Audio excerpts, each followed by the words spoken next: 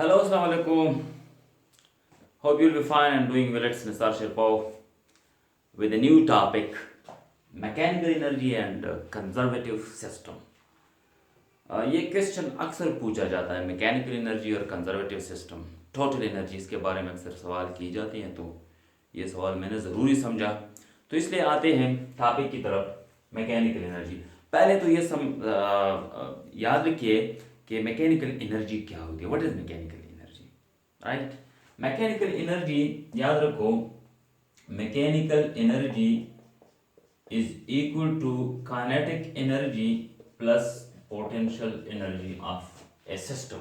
किसी सिस्टम का kinetic energy plus potential energy, इसके कम्बिनेशन को मैकेनिकल एनर्जी कहा जाता है। इस तरह एक और भी एनर्जी है जिसको हम इंटरनल एनर्जी का नाम देते हैं, लेकिन वो मैकेनिकल एनर्जी में नहीं आता फिलहाल। तो अच्छा, तो mechanical energy is equal to kinetic energy plus potential energy, ठीक है। और मैकेनिकल एनर्जी के लिए वो जो प्रिंसिपल है, principle of conservation of energy, क्या कहते हैं? प्रिंसिपल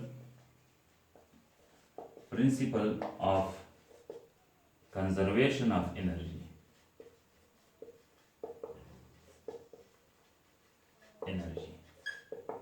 ये प्रिंसिपल क्या कहते हैं? प्रिंसिपल ये कहते हैं कि if the interactive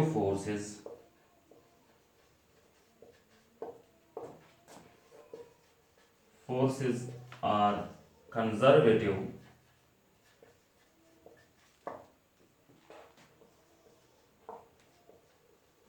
the sum of kinetic energy plus kinetic energy and potential energy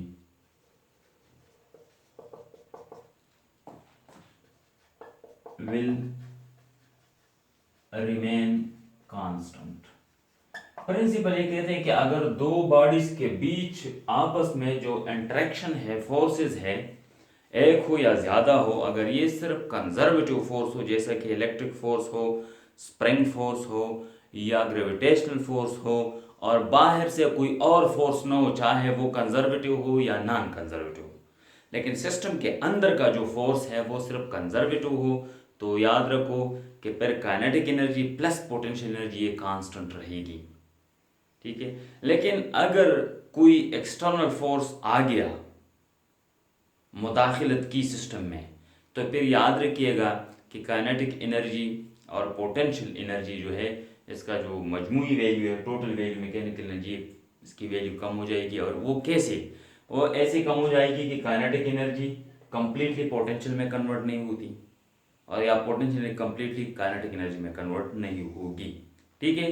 तो इसलिए हमने ये टॉपिक का mechanical energy and conservative system. तो ये मैकेनिकल एनर्जी जो है, principle of conservation of energy जो है, ये सिर्फ और सिर्फ कंजर्वेटिव फोर्सेस के लिए डिफाइन की जाती है। क्लियर हुई बात? और वैसे अगर law of conservation of energy का हम बात करें तो वो तो किसी भी सिस्टम के लिए मतलब डिफाइनेबल है, वो तो हम डिफाइन कर सकते हैं। एनर्जी इज ऑलवेज कंजर्व, या वर्क एनर्जी जो प्रिंसिपल है, ये भी नोट करें कि वर्क एनर्जी प्रिंसिपल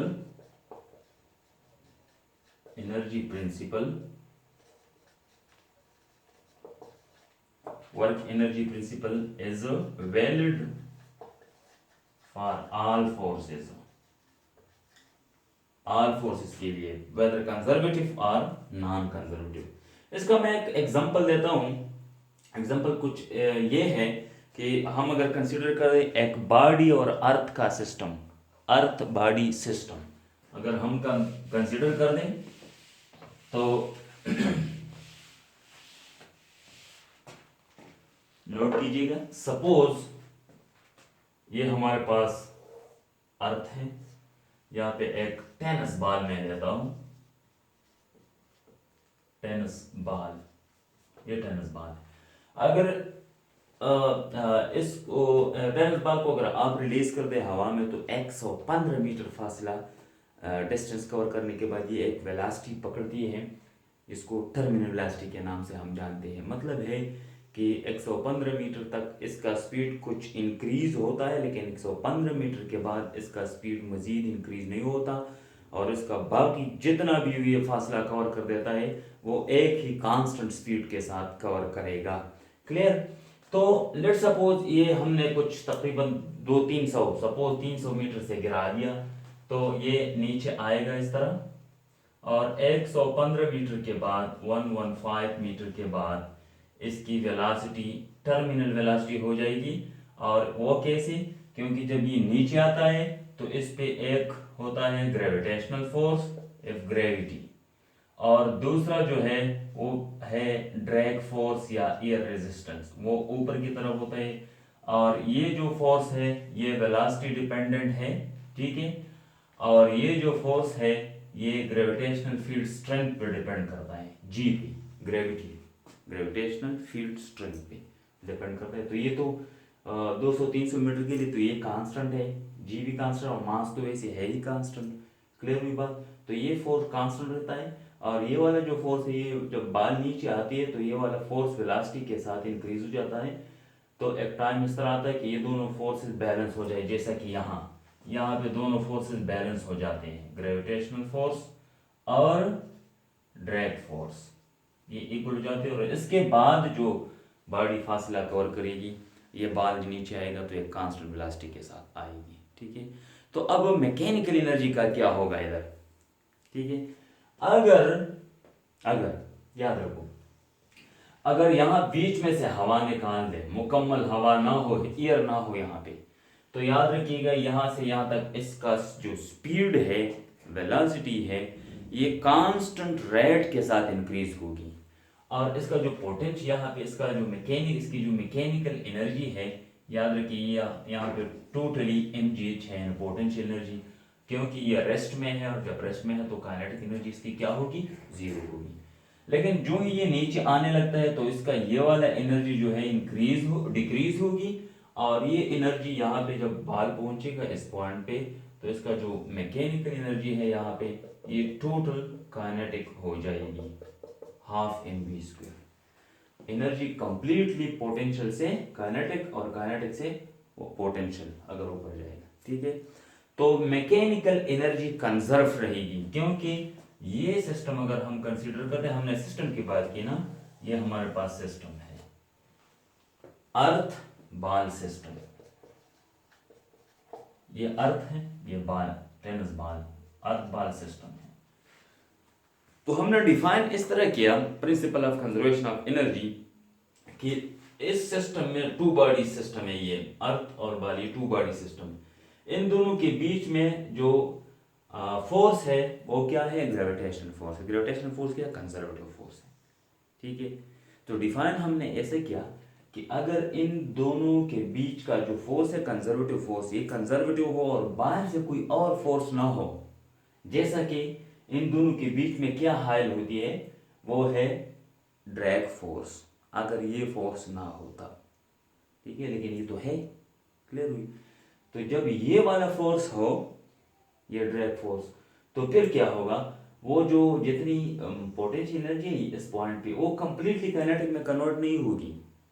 यहाँ तक जहाँ तक बॉडी की वेलोसिटी इंक्रीज होती है 115 मीटर तक, तो पोटेंशियल एनर्जी जो है वो काइनेटिक में कन्वर्ट होगी, लेकिन कंप्लीटली काइनेटिक में भी कन्वर्ट नहीं होगी, क्योंकि कुछ एनर्जी इस बाल पे देके दो किस्म के वर्क होते हैं। जब ये नीचे आते हैं तो उस पर दो किस्म के वर्क, एक तो ग्रेविटी वाला वर्क है जो इसको नीचे लेके आता है, दूसरा जो है एक नेगेटिव वर्क हो रहा है इस फोर्स की वजह से ऊपर की तरफ। तो एक वर्क होता है ये वर्क जो नेगेटिव वर्क है -fd, और जितना डिस्टेंस कवर कर देता है h, ये नेगेटिव वर्क है।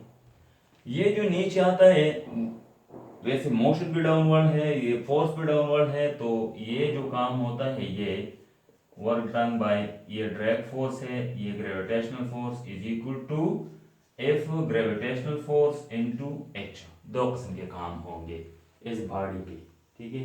तो ये वाला जो वर्क है, जब भी बॉडी पे नेगेटिव वर्क हो, ये मैंने पिछली वीडियो में मैं करा चुका हूँ कि जब भी बॉडी पे नेगेटिव वर्क हो तो उसकी काइनेटिक एनर्जी डिक्रीज होगी। लेकिन साथ ही एक और भी वर्क होता है जो पॉजिटिव है, तो मतलब है डाउनवर्ड बैक वर्क होता है, अपवर्ड बैक वर्क होता है। तो नेटवर्क क्या होगा इस बाल पे, यहां तक याद रखिए, इसके बाद तो बिल्कुल वर्क ही नहीं होगा। इसके बाद जब बॉडी टर्मिनल वेलोसिटी पकड़ लेती है तो उसके बाद बॉडी पे ग्रेविटी बिल्कुल वर्क ही नहीं करता, ठीक है। और जितनी भी मतलब यहाँ से यहाँ तक जो पोटेंशियल एनर्जी, यहाँ से यहाँ तक तो पोटेंशियल एनर्जी कुछ ना कुछ काइनेटिक में कन्वर्ट हो जाती है, कुछ जो है इस एयर रेजिस्टेंस की वजह से, हवा की रेजिस्टेंस की वजह से हीट की शक्ल में कन्वर्ट हो जाती है फिजा में। लेकिन इसके बाद यहाँ से यहाँ तक बॉडी पे कुछ वर्क नहीं होगा। वर्क क्यों नहीं होगा? याद रखो, वर्क तब होगा जब काइनेटिक एनर्जी में चेंज आ जाए। ये मैं करवा चुका हूँ, ठीक है। जब काइनेटिक एनर्जी में चेंज आ जाए तब वर्क होगा। लेकिन यहाँ से यहाँ तक तो बॉडी के मास तो वो तो है वैसा वैसे का वैसा है, लेकिन स्पीड भी चेंज नहीं होती। जब स्पीड चेंज नहीं होती, देखिए चेंज इन काइनेटिक एनर्जी क्या होता है, half m v f square minus half m v i square, ठीक है। तो इनिशियल और फाइनल स्पीड यहाँ से यहाँ तक वो तो एक ही है। जब एक ही है तो क्या होगा, वर्क डन यानी काइनेटिक एनर्जी जो है वो टोटल क्या हो जाएगी, जीरो। तो वर्क डन जीरो। तो यहाँ से यहाँ तक जब बॉडी पे काम नहीं होती तो फिर क्या होगा, फिर ऐसा होगा कि यहाँ से यहाँ तक जितनी पोटेंशियल एनर्जी ये जाएगी कहाँ, याद रखो ये टोटली हीट में कन्वर्ट हो जाएगी। समझ आ रही ना?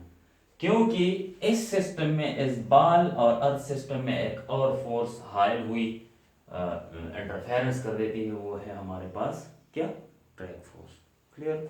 अच्छा, अब अगर एक और इसका एग्जांपल है जो रेजिस्टिव फोर्स है, फ्रिक्शन फोर्स।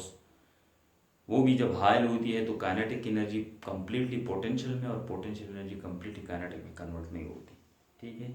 तो इसलिए कंजर्वेटिव मैकेनिकल एनर्जी जो है वो कंजर्वेटिव फोर्सेस के लिए डिफाइन की जाती है।